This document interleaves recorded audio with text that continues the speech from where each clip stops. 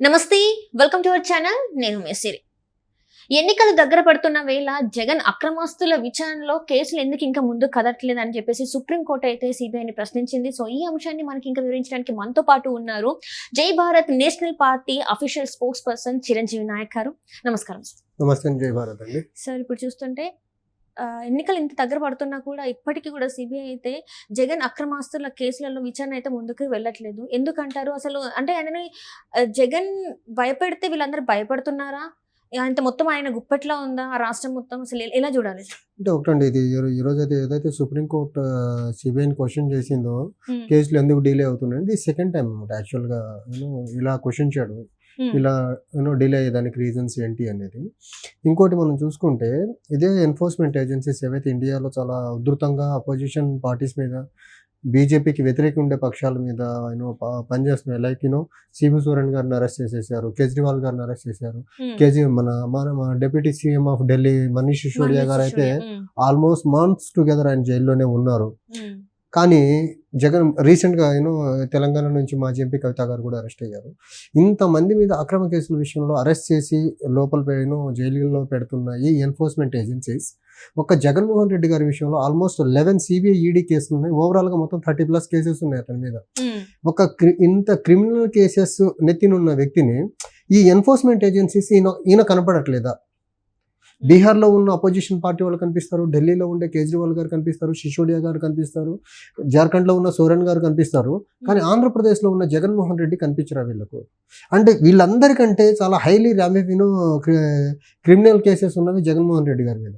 అది కూడా ఆయన కండిషనల్ బెయిల్ మీద బయటకు వచ్చి ఆల్మోస్ట్ ఎవ్రీ ఫ్రైడే కోర్టుకు వెళ్లాల్సిన వ్యక్తి ముఖ్యమంత్రి అయ్యాడు. అది ఆంధ్రప్రదేశ్ యొక్క అన్ఫార్చునేట్ థింగ్. ముఖ్యమంత్రి అయిన తర్వాత ఆయన శుక్రవారం పని చేస్తారో లేదో తెలియదు, కానీ ముఖ్యమంత్రి విధులు నిర్వర్తించేదానికి నాకు శుక్రవారం కూడా పని ఉంటుంది, నేను కోర్టుకు రాననేసి ఆయన సిబిఐ కోర్టులో పిటిషన్ వేస్తే దానికి సిబిఐ సపోర్ట్ చేస్తూ ఉంది. వేరే పొలిటికల్ లీడర్స్ని, వేరే పార్టీ వాళ్ళని ఎంటర్టైన్ చేయని సిబిఐ ఈడీ జగన్మోహన్ రెడ్డిని ఎందుకు చేస్తున్నాయి? ఇక్కడే మనం నోటీస్ చేయాలా? జగన్మోహన్ రెడ్డి బీజేపీకి అనుకూలంగా ఉండటం వల్లే ఆయన మీద సిబిఐ ఈడీ కేసులు ముందుకు సాగట్లేదు. సిబిఐ అండ్ ఈడీ రెండు జగన్మోహన్ రెడ్డి బీజేపీకి ఎంతకాలం మద్దతు ఇస్తూ ఉంటాడో అంతకాలం కూడా సిబిఐ ఈడీలు జగన్మోహన్ రెడ్డి బెయిల్ క్యాన్సిల్ గురించి మాట్లాడవు, అలానే శుక్రవారం కోర్టుకు అటెండ్ అవ్వాలని కూడా అడగవు.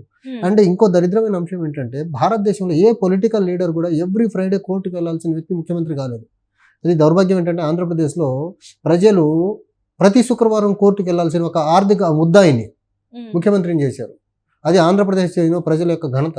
అంటే వాళ్ళకి అంత తెలియలేదు అంటున్నారా మీరు? మరి నేను తెలివి లేదని అట్లా ఒక క్రిమినల్ కేసులు ఉన్న వ్యక్తిని, ఒక ఆర్థిక కేసుల్లో ప్రథమ ముద్దాయిగా ఉన్న వ్యక్తిని అసలు ఏ బేసిస్ మీద నమ్మారు?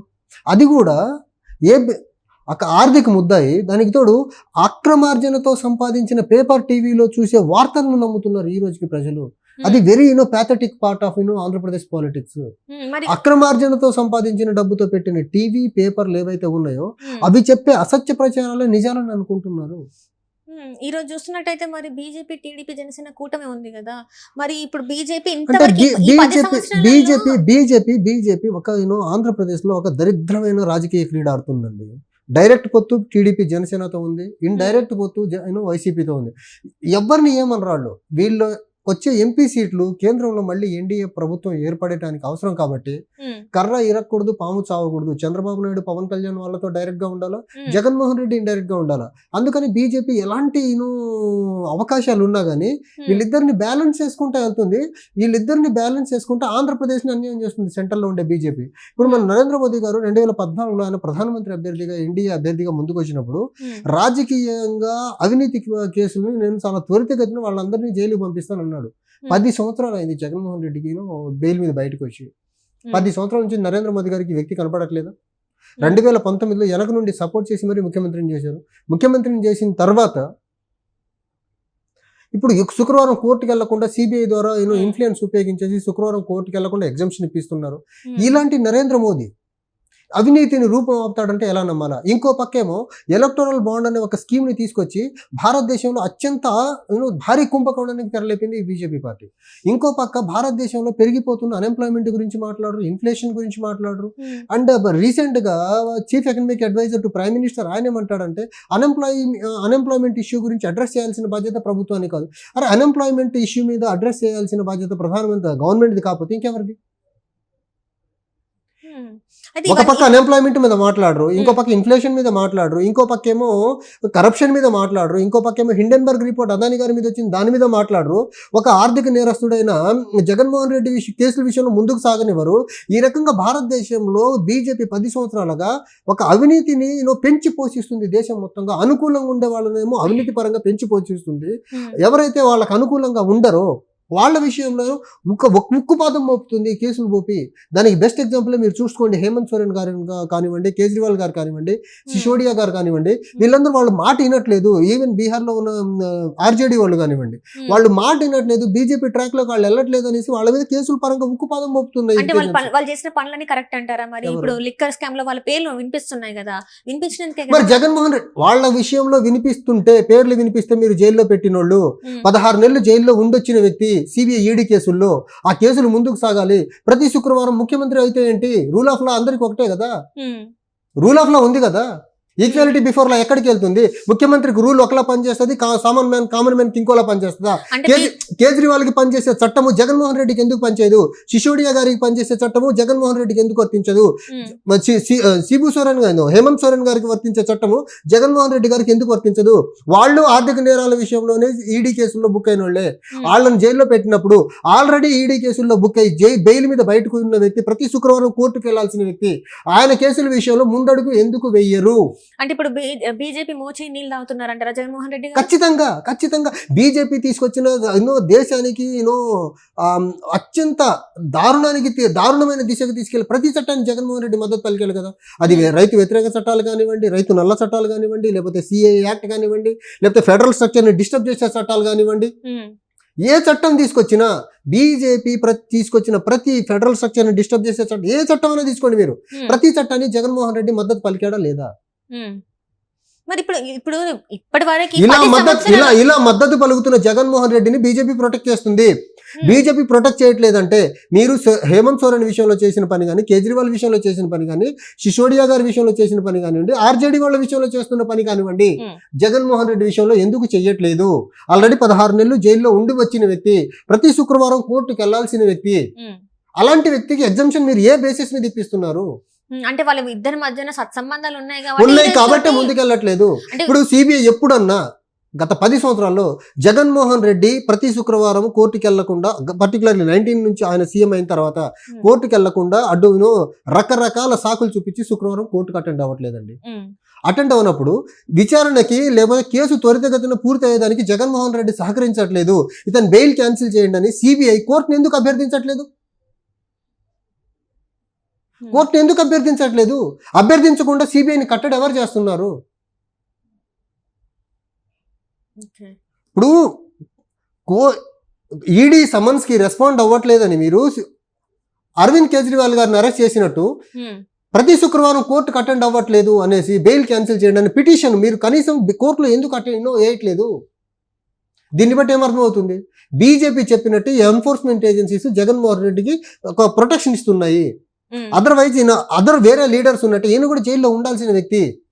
ఇప్పుడు నరేంద్ర మోదీ గారు 2 కోట్ల ఉద్యోగాలు ఇచ్చాడా? రాజకీయ అవినీతి పరులను జైలుకి పంపించాడా? ఇంకా పెంచి పోషిస్తున్నాడు ఆయన రాజకీయ అవినీతిని. ఇప్పుడు 10 సంవత్సరాల్లో చూసుకోండి, బీజేపీ లీడర్ ఎవడు అవినీతి చేసి ఉండడా? ఏ రాష్ట్రాల్లో బీజేపీ ముఖ్యమంత్రులు అవినీతి చేసి ఉండరా? ఒక అపోజిషన్ పార్టీ లీడర్స్ అవినీతి చేస్తారా?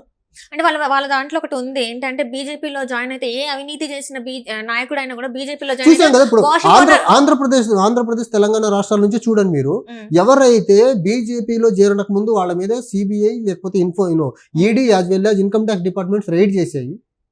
ఆ పార్టీలో జాయిన్ అయిన తర్వాత వాళ్ళ మీద ఎలాంటి యాక్షన్స్ లేవు, ఎలాంటి నోటీసులు లేవు, ఎలాంటి రైడ్స్ లేవు వాళ్ళ మీద. సేమ్ జగన్మోహన్ రెడ్డి విషయంలో కూడా అదే జరుగుతుంది. గత 10 సంవత్సరాలుగా జగన్మోహన్ రెడ్డి కేసులు ముందుకు సాగకుండా బీజేపీ చాలా సాలిడ్ గా ఒక షీల్డ్ కవర్ లో షీల్డ్ సపోర్ట్ ఇస్తా ఉంది.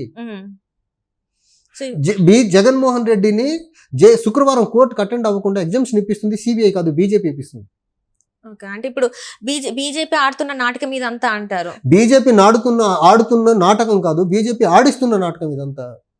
రైట్, అంటే ఏజెన్సీస్ ని అడ్డం పెట్టుకొని వాళ్ళకి నచ్చని వాళ్ళని జైలుకి పంపిస్తారు. నచ్చని వాళ్ళు ఆల్రెడీ జైల్లో ఉండొచ్చిన వ్యక్తులు శుక్రవారం కోర్టుకు అటెండ్ అవ్వాల్సిన వ్యక్తులేమో బెయిల్ క్యాన్సిల్ చేయమని కూడా అడగదు. ఇంకో పక్క వివేకానంద రెడ్డి గారు మర్డర్ కేసులో ఎక్యూజ్డ్, ఆయన కూడా కనీసం సిబిఐ అరెస్ట్ చేసిన దానికి వెళ్తే కనీసం సిబిఐ పోలీసులు సిబిఐ అఫీషియల్స్ ని హాస్పిటల్ లోపలికి ఎంటర్ కానివ్వని పోలీసులు ఇక్కడ. రైట్, అంటే ఇంకా ముందు ముందు చూడాలంటారా జగన్మోహన్ రెడ్డి మీద అసలు యాక్షన్ తీసుకుంటారా లేదా అనేది? గత 10 సంవత్సరాల్లో తీసుకొని ఇప్పుడు ఎందుకు తీసుకుంటారు? ఒక జ్యుడిషియరీ మాత్రమే దీన్ని ఏమన్నా చేయగలదు. ఈక్వాలిటీ బిఫోర్ లా అంటారు, ఈక్వాలిటీ బిఫోర్ లా ఎక్కడ ఉంది? ప్రతి శుక్రవారం కోర్టుకు వెళ్లాల్సిన వ్యక్తి ఇన్నిసార్లు, ఒకసారి ఎగ్జామ్షన్ 2 సార్లు ఎగ్జామ్షన్, ఇన్నిసార్లు గత 5 సంవత్సరాలుగా ప్రతి శుక్రవారం కోర్టుకు వెళ్లాల్సిన వ్యక్తి 5 సంవత్సరాలుగా వెళ్ళట్లేదంటే ఆయన బెయిల్ క్యాన్సిల్ చేయాలా లేదా? అసలు ఆయన కండిషనల్ బెయిల్ మీద బయట ఉన్న వ్యక్తి, కండిషనల్ బెయిల్ మీద బయట ఉండి ముఖ్యమంత్రి అయిన వ్యక్తి, కండిషనల్ బెయిల్ మీద వచ్చిన వ్యక్తి బెయిల్ కండిషన్స్ ని ఫాలో అవ్వని వ్యక్తిని బెయిల్ ఎందుకు క్యాన్సిల్ చేయకూడదు అసలు? రైట్, సో ఇప్పుడు మరి సిబిఐ వాళ్ళు ఈ కేసుని అసలు అంటే ఈ అక్రమాస్తుల కేసులని విచారిస్తారా లేదా, మరి సుప్రీంకోర్టుకి ఎలాంటిది? ఒకటండి, సిబిఐ ఇదంతా ఏం లేదు. నరేంద్ర మోదీ బీజేపీ రామరాజ్యం అంటుంటారు. ఎక్కడ అన్యాయంగా పరిపాలిస్తున్నారు దేశాన్ని. అన్ఎంప్లాయ్మెంట్ ఇష్యూ అడ్రస్ చేయరు, ఇన్ఫ్లేషన్ ఇష్యూ అడ్రస్ చేయరు, తర్వాత అవినీతిలో కూరుకున్న వాళ్ళేమో ముందుకు అరెస్ట్ చేయించారు. ఎక్కడ రామరాజ్యం? ఇంకా రాముడు గుడి పెట్టారు, రామరాజ్యం ఎక్కడుంది ఇక్కడ? అంటే ఇప్పటి వరకు అయితే ఇదే ఫస్ట్ టైం, అంటే ఒక ముఖ్యమంత్రి ఇట్లా బెయిల్ మీద ఉండి ఇన్ని అక్రమాస్తులు ఉన్నా కూడా, కేసులు ఉన్నా కూడా, 30కి పైన కేసులు ఉన్నా కూడా ఫర్ ద ఫస్ట్ టైం అంటే ప్రజలు ఎన్నుకున్న ఒక వ్యక్తి ఈయన మాత్రమే అంటారు. లేదు, ఇంత ముందు కూడా కేసులు ఉన్న వాళ్ళు ఉన్నారు, కానీ ఇంత హైలీ సీరియస్ క్రిమినల్ రామిఫికేషన్స్ ఉన్న వ్యక్తులు ముఖ్యమంత్రులు కాలేదు. ఆంధ్రప్రదేశ్ ప్రజలు ఇదంతా సపోర్ట్ ఇచ్చింది మాత్రం బీజేపీ నాయకులు అంటారు. బీజేపీ మద్దతు 100% ఉంది. బీజేపీ మద్దతు లేకపోతే ఒక కేజ్రీవాల్ లా, ఒక హేమంత్ సోరెన్ లా, లేకపోతే సిసోడియా లా, లేకపోతే మొన్న రీసెంట్ గా వెళ్ళిన కవిత గారి లెక్క, లేకపోతే మహారాష్ట్ర నుంచి జైలుకి వెళ్ళిన ఆయన సంజయ్ రావుత్ గారు ఉన్నారు, శివసేన లీడర్, వాళ్ళకి లెక్క ఈయన కూడా వెళ్ళేవాడు కదా. రైట్, సో చూడాలి మరి దీని మీద ఎట్లాంటి విచారణ ఉండబోతుందో, అసలు ఎట్లాంటిది మలుపులు తిరిగిపోతుంది అనేది. Right, thank you so much. Thank you అండి.